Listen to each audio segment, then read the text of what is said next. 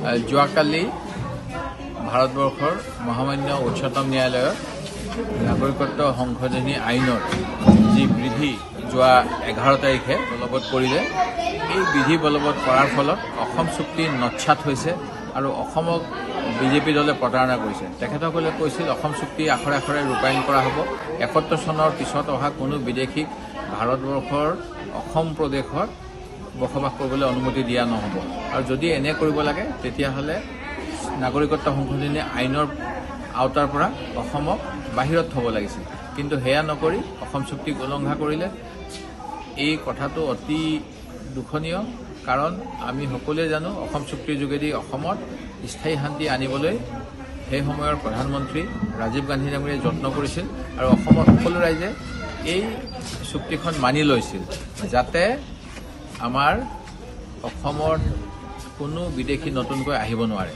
কিন্তু আপোনালোকে জানে নাগৰিকত্ব সংশোধনী আইনৰ যোগেদি 2014 চনলৈকে ভাৰতবৰ্ষত প্ৰৱেশ কৰিব বিচৰা যি এটা বিশেষ ধৰ্মৰ বা কেইটামান বিশেষ ধৰ্মৰ লোকক এই আইনৰ যোগেদি সুবিধা দিয়া হ'ব।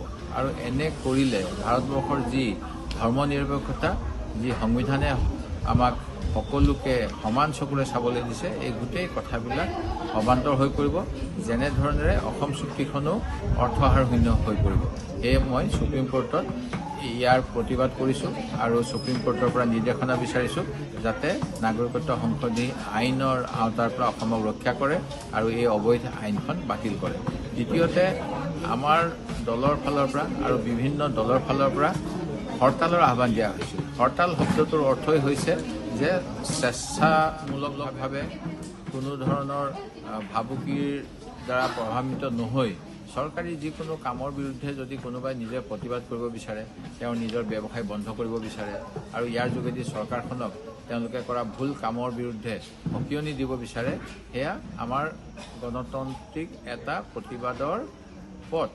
আৰু এই প্ৰতিবাদৰ পথক আমাৰ অসম চৰকাৰৰ আৰক্ষী, অসম প্ৰশাসনে আমাক অবৈধ বুলি ক'ব বিচাৰিছে আৰু তেওঁলোকে আমাৰ ওপৰত নটিচ দিছে।